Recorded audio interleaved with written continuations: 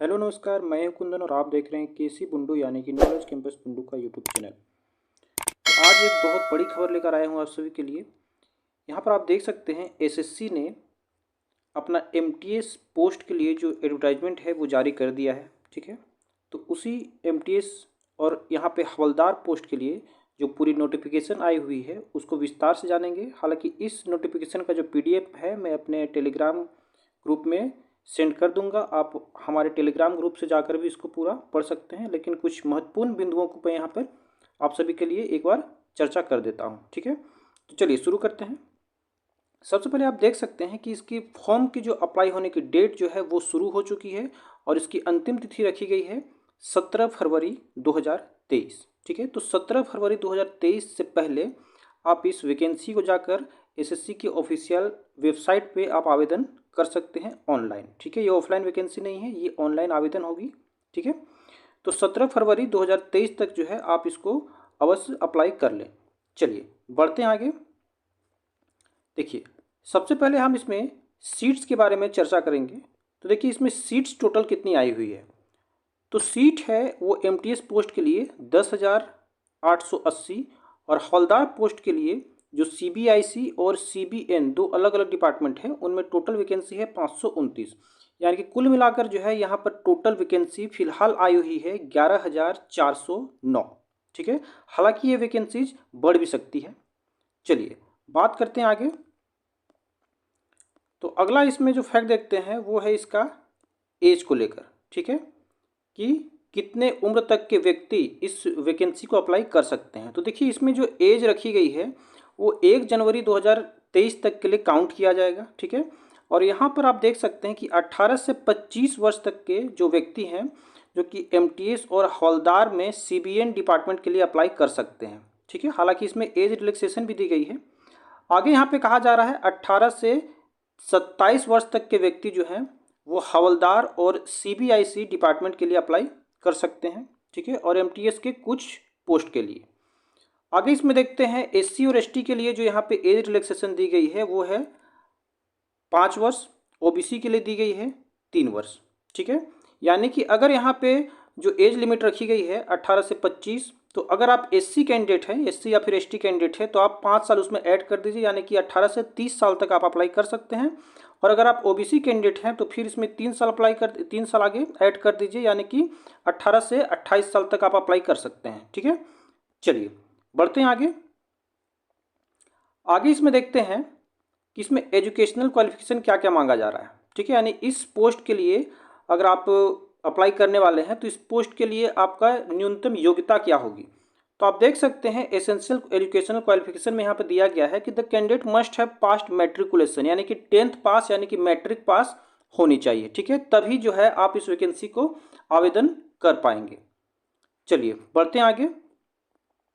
अगला इसमें सेक्शन देखते हैं फोटोग्राफ को लेकर। तो देखिए फोटोग्राफ को लेकर बहुत लोगों को यहाँ पे कन्फ्यूजन रहता है। यहाँ पे कहा जा रहा है कि आप अपना रिसेंट जो है वो एक फ़ोटो खिंचवा लें जो कि 3 महीने के अंदर का होना चाहिए, 3 मंथ्स। ठीक है, 3 महीने का अंदर का होना चाहिए और वही जो है आप फ़ोटो आप यहाँ पे पेस्ट करें। हालांकि कहीं पे भी यहाँ पे फ़ोटो पर डेट और नाम का जिक्र नहीं किया गया है, तो अगर आप डेट अप्लाई कर रहे हैं, डेट डाल रहे हैं अपने फ़ोटो पे तो ठीक है, और अगर नहीं डाल रहे हैं तो भी कोई दिक्कत की बात नहीं है। ठीक है, चलिए बढ़ते हैं आगे।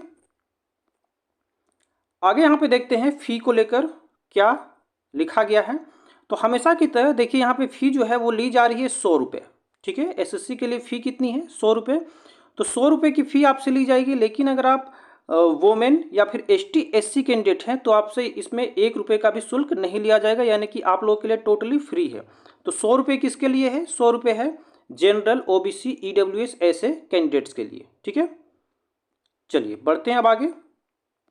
अगला देखिए यहाँ पे कहा जा रहा है कि 23 फरवरी से 24 फरवरी, ठीक है, 23 फरवरी से 24 फरवरी तक जो है अगर आपका फॉर्म गलत हो चुका है तो उसके लिए करेक्शन का भी यहाँ पे विंडो ओपन किया जाएगा। ठीक है, तो 23 फरवरी से 24 फरवरी अगर आपका किसी कारणवश फॉर्म गलत हो जाता है, एरर हो जाता है, ठीक है, रॉन्ग हो जाता है किसी सेक्शन में, तो आप उसको करेक्ट भी कर सकते हैं। ठीक है, तो ये डेट्स आप याद रखें।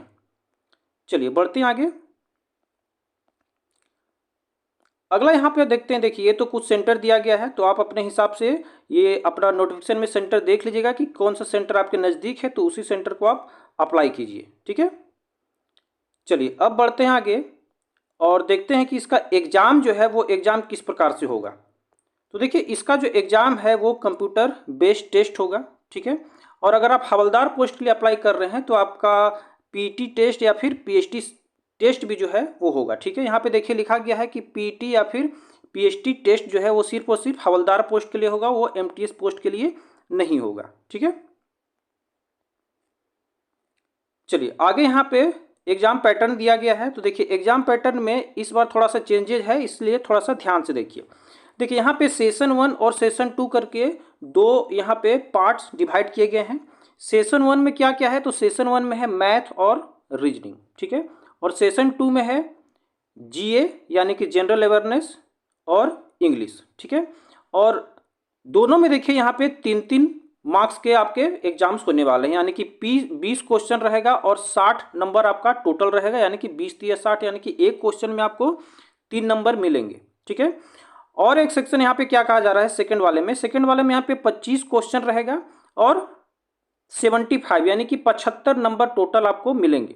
ठीक है, यानी कि एक क्वेश्चन में 3 नंबर। ठीक है, तो कुल मिलाकर जो है आप सेक्शन 2 में देखिए यहाँ पे टोटल क्वेश्चन है 50 और सेशन 1 में जो है यहाँ पे है 40, यानी कि कुल जो है यहाँ पे 90 क्वेश्चन आपको मिलने वाले हैं।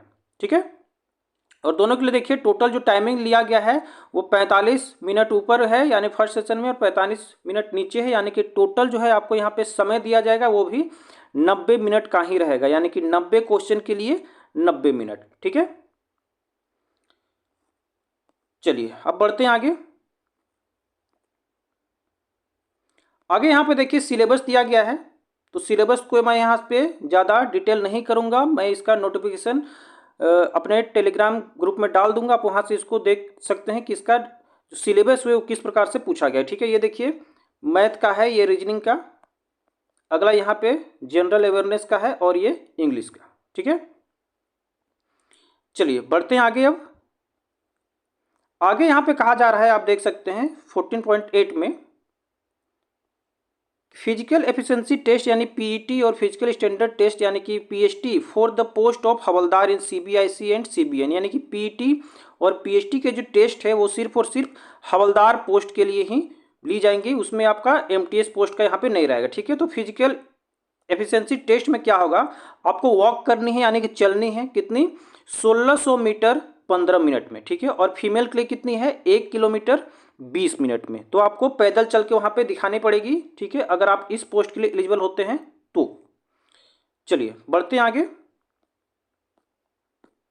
तो ये मैं यहाँ पे सिर्फ इंपॉर्टेंट बिंदुओं को ही आप सभी के साथ चर्चा कर रहा हूँ, बाकी का नोटिफिकेशन मैं अपने टेलीग्राम ग्रुप में डाल दूंगा, आप वहां से देख सकते हैं। चलिए आगे देखते हैं कि यहाँ पे मोड ऑफ सिलेक्शन क्या होगा। तो देखिए यहाँ पे मोड ऑफ सिलेक्शन कहा जा रहा है एमटीएस के लिए, MTS will be consist of session 1 and session 2 in computer based examination, यानी कि सेशन 1 और सेशन 2 से ही जो है यहाँ पे एमटीएस का जो है सिलेक्शन किया जाएगा। अब वो किस प्रकार से होगा, तो देखिए आगे इसमें चर्चा की गई है कि the performance of the candidate in session 1 will be evaluated first and performance in session 2 would be evaluated only if a candidate qualify in session 1, यानी कि साफ तौर पे यहाँ पे कहा जा रहा है कि अगर आप सेशन 1 में डिसक्वालीफाई होते हैं तो सेशन 2 आपका चेक नहीं किया जाएगा, यानी कि अगर आप मैथ और रीजनिंग में किसी कारणवश क्वालिफाई नहीं कर पाते हैं तो आपका इंग्लिश और जीके का जो है यहाँ पे जो आपने एग्जाम लिखा होगा उसको चेक नहीं किया जाएगा। ठीक है, तो यहाँ पे एक और बात कही जा रही है कि आपका जो मेरिट बनेगा वो सिर्फ और सिर्फ इंग्लिश और जीके के अनुसार ही बनेगा। ठीक है, इंग्लिश और जीके का जितना भी मार्क्स आएगा उसी मार्क्स के आधार पे आपका मेरिट डिसाइड होगा, मैथ और रीजनिंग का जो है नंबर यहाँ पे जोड़े नहीं जाएंगे। ठीक है, तो आप ये आइए देखते हैं यहाँ पे कि आपका जो क्वालिफाइंग मार्क्स है वो कितना होगा।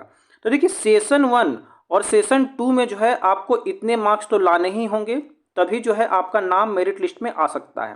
तो देखिए जनरल के लिए यहाँ पे दिया गया है 30%, ओबीसी और ईडब्ल्यूएस के लिए दिया गया है 25%, ऑल अदर कैटेगरी यानी कि एसटी एससी से बिलोंग कर रहे हैं तो यहाँ पे आ रहा है 20%। ठीक है, तो इतना मार्क्स आपको लाना ही पड़ेगा सेशन 1 और सेशन 2 दोनों में, तभी जो है आपका यहाँ पे मेरिट लिस्ट में नाम आएगा, आ सकता है।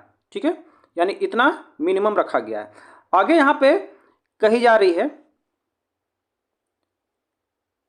कि 18.4 में देखिए, the requirement process for the post of havildar will be consist of computer based examination और क्या है, फिजिकल एफिशिएंसी टेस्ट। ठीक है, तो हवलदार पोस्ट के लिए जो है यहाँ पे सीबीटी का तो आपका देखा ही जाएगा, उसके बाद आपको पीईटी या फिर पीएचडी में क्वालिफाई करना पड़ेगा। ठीक है, चलिए आगे देखते हैं। यहाँ पे 18.6 क्या कह रहा है, तो यहाँ पे देखिए, for the post of MTS candidates will be short listed on the basis of their performance in session 2। ठीक है, तो इसी को मैंने यहाँ पे बताया, एक बार फिर से मैं रिपीट कर दे रहा हूँ कि आपका जो है यहाँ पे इंग्लिश सेशन 2 में कौन कौन से सब्जेक्ट थे, इंग्लिश और जीके। ठीक है, तो इंग्लिश और जीके का जो है मार्क्स देखकर ही आपका मेरिट लिस्ट रेडी किया जाएगा। उसमें आपका मैथ और रीजनिंग का कोई भी जो है वहां पे आपका मार्क्स देखा नहीं जाएगा। ठीक है, यानी कि मैथ और रीजनिंग जो है सिर्फ यहाँ पे आपको क्वालिफाई करने हैं, उसका मार्क्स जो है यहाँ पे मेरिट लिस्ट में ऐड नहीं होगा। ठीक है, चलिए आगे देखते हैं। यहाँ पे तो 18.11 जो है ये हवलदार पोस्ट के लिए है। यहाँ पे कहा जा रहा है for the post of havildar based on performance in session 2। ठीक है, तो हवलदार पोस्ट के लिए जो है वहाँ पे भी सेशन 2 को ही देखा जाएगा। ठीक है, और सेशन 2 यानी कि इंग्लिश और जीके। ठीक है, और यहाँ पे कहा जा रहा है कि सेशन 2 के अलावा यहाँ पे क्वालिफाई आपको होना पड़ेगा पीईटी और पीएचडी का जो टेस्ट होगा उसके लिए। फाइनल मेरिट लिस्ट जो है वो इसी के आधार पे बनने वाली है हवलदार पोस्ट के लिए। ठीक है, तो हवलदार पोस्ट में जो है यहाँ पे पीटी और पीएचडी टेस्ट होगा, और एमटीएस के लिए कोई भी यहाँ पे टेस्ट अनदर टेस्ट नहीं है, सिंपल एक एग्जाम है, उस एग्जाम को क्वालिफाई कीजिए, उस एग्जाम में ज़्यादा मार्क्स गेन कीजिए। ठीक है, उसके बाद जो है आपका यहाँ पे सिलेक्शन हो जाएगा। तो इस बार जो है यहाँ पे डिस्क्रिप्टिव पोर्शन भी जो है हटा दिया गया है, तो वो भी एक जो गुड न्यूज है आप सभी के लिए। ठीक है, तो यही इंपॉर्टेंट इन्फॉर्मेशन थी आप सभी के लिए। आशा करता हूं कि आपको वीडियो समझ आई होगी और अच्छी लगी होगी। किसी प्रकार के डाउट्स के लिए आप हमारे कमेंट बॉक्स में कमेंट अवश्य करें, और इस प्रकार के वीडियोस देखने के लिए आप हमारे चैनल से अवश्य जुड़ जाएं। चैनल को सब्सक्राइब करें और साथ ही साथ लाइक और शेयर भी अवश्य कर दें। धन्यवाद।